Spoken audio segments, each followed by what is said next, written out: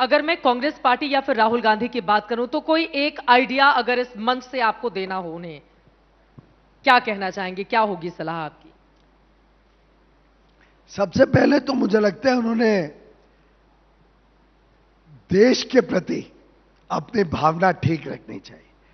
उनके एक नेता ने देश हित में बयान दिया हाल में ही और कहा कि अगर मोदी जी की मीटिंग प्रेसिडेंट ट्रंप के साथ अच्छी हुई है, जिसका हम सब साक्षी हैं, जिसके बाद प्रेस कॉन्फ्रेंस में एक कॉन्फिडेंस जाहिर किया गया कि हम बायलैटरल ट्रेड को 200 बिलियन से बढ़ा के 2.5 गुना यानी 500 बिलियन, ऐसा इतिहास में बड़े कम पार होता है कि 5 साल के अंदर 2.5 गुना व्यापार बढ़े दो देशों के बीच। इस पे अगर कोई अच्छा बोले तो उसके बारे में भी अगर राहुल गांधी जी को तकलीफ हो तो ये कभी भी एक राजनीतिक पार्टी को आगे बढ़ाने में फायदा नहीं होगा।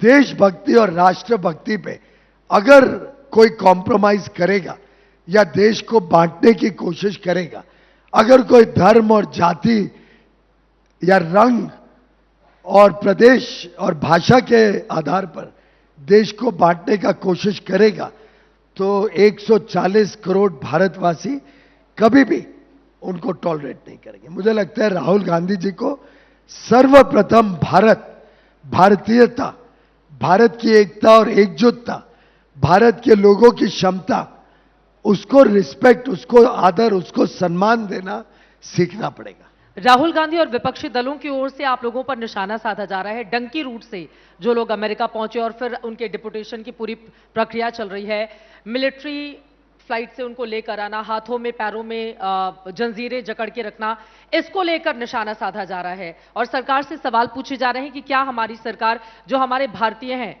वो इस तरह से हिंदुस्तान की जमीन पर कदम रखेंगे? मुझे लगता है कि किसी भी व्यक्ति ने इलीगल तरीके से दूसरे देश में प्रवेश नहीं करना चाहिए।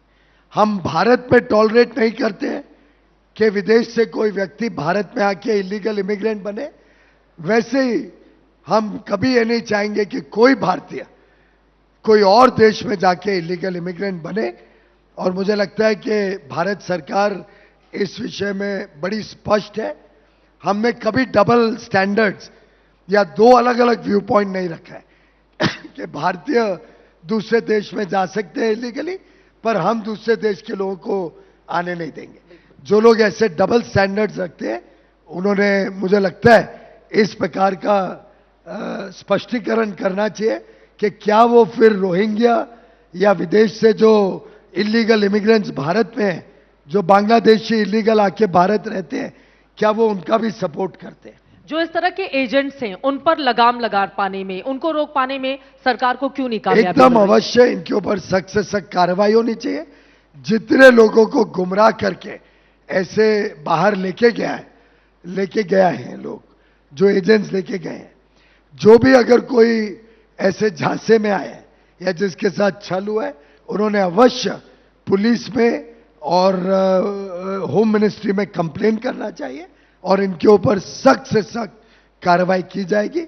मैं अनुरोध करूंगा पंजाब की सरकार को भी, जहां से काफी बड़े पैमाने पे इस प्रकार की गतिविधियां चलती हैं, कि पंजाब सरकार ने भी ऐसे सभी लोगों पर सख्त कार्रवाई करनी चाहिए। आप यहां से सीधे, जब हमारे कार्यक्रम का समापन होगा, आपको चंडीगढ़ जाना है किसानों से मुलाकात करने के लिए।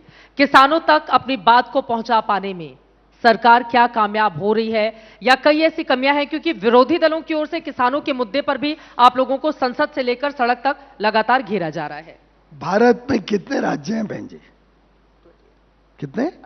28 राज्य हैं, यूनियन टेरिटरीज हैं।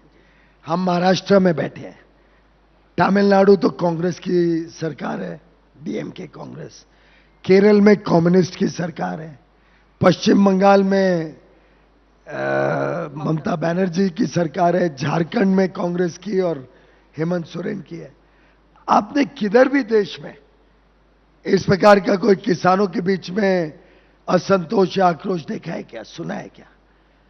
मुझे लगता है कि भारत के किसान अगर हमसे खुश नहीं होते तो क्या हम तीसरी बार केंद्र में या महाराष्ट्र में 288 में से दिल्ली में फिर एक बार, हरियाणा तो सटा हुआ है पंजाब से, कृषि प्रधान प्रदेश है। क्या हम इतनी प्रचंड बहुमत किसान के आशीर्वाद के बगैर ले पाते क्या? ये स्पष्ट बताते हैं भारत के किसान प्रधानमंत्री मोदी जी की नीतियों से संतुष्ट है। प्रधानमंत्री मोदी जी ने जितना भारत के किसानों के लिए किया है, मैं दावे के साथ कह सकता हूं आज के पहले कोई प्रधानमंत्री ने इतना काम किसानों के लिए नहीं किया। और भ्रमित करना, छल करना, किसानों को बोलना हम 5 लाख करोड़ का लोन वेवर करेंगे, 2013 में कहा था 35,000 करोड़ का लोन वेवर किया। कई प्रदेशों में बड़े बड़े सपने दिखाए गए किसानों को, सब चकनाचूर हो गए। बड़े बड़े वादे किए जाते हैं चुनाव के पहले कई इन विपक्षी पार्टियों द्वारा, कभी पूरे नहीं किए। प्रधानमंत्री मोदी जी का एक, जिसको कहते हैं ना, कॉलिंग कार्ड है, एक विशेषता है कि जो कहते हैं वो करते हैं। और प्रधानमंत्री जी कभी कोई बात ऐसी नहीं कहते हैं जो वो नहीं करते या नहीं कर पाते। तो देश के किसानों को उन्होंने कहा था 6,000 रुपए प्रति वर्ष सम्मान के रूप में, खैरात नहीं है, उनको सम्मानित किया गया है किसानों को उनके योगदान के लिए, देश के लिए। 2018 दिसंबर से शुरू हुआ, आज 7वां साल है, लगातार उनको मिल रहा है। 24 तारीख को यानी परसों एक और किश्त हमारे किसानों को भागलपुर से माननीय प्रधानमंत्री जी के कर कमलों द्वारा और पूरी डिजिटल टेक्नोलॉजी से, ये कांग्रेस की तरह नहीं है जो कहते थे भाई हम 100 रुपए बेचते हैं, 85 रुपए हमारे दलाल, कांग्रेस के दलाल, कांग्रेस के बिचौलिए, कांग्रेस के लोग खा जाते हैं। हमारे शासन में एक एक रुपया जो जनता का, टैक्स पेयर्स का पैसा सरकार को मिलता है, एक एक पैसा का हिसाब दिया जाता है, एक एक पैसा जनहित और देश की सेवा में लगता है, चाहे वो देश के लोगों के जन सेवा के कार्य हो, लोक कल्याण के कार्य हो, चाहे इंफ्रास्ट्रक्चर डेवलप करना हो, चाहे एमएसएमई को सपोर्ट करना हो, किसानों को मदद करनी हो, मुफ्त में घर देने हो, मुफ्त में स्वास्थ्य सेवा देनी हो, नल से जल पहुंचाना हो, कुकिंग गैस कनेक्शन देना हो, 80 करोड़ लोगों को मुफ्त में भोजन देना हो। यह सरकार 140 करोड़ लोगों को बिना भेदभाव एक ऐसे स्थान पे खड़ा कर देखना चाहती है कि 140 करोड़ भारतवासी बड़ी आशा, बड़ी अपेक्षा, बड़ी छलांग के लिए तैयार हो और अपनी मेहनत के बलबूते पे इस देश के विकास की यात्रा में अपना योगदान दें और भारत को 2047 तक एक विकसित देश, एक विकसित राष्ट्र, एकता और एकजुटता के साथ 140 करोड़ लोग मिलके एक एक कदम आगे उठाएं, तभी देश 140 करोड़ कदम आगे बढ़ेगा।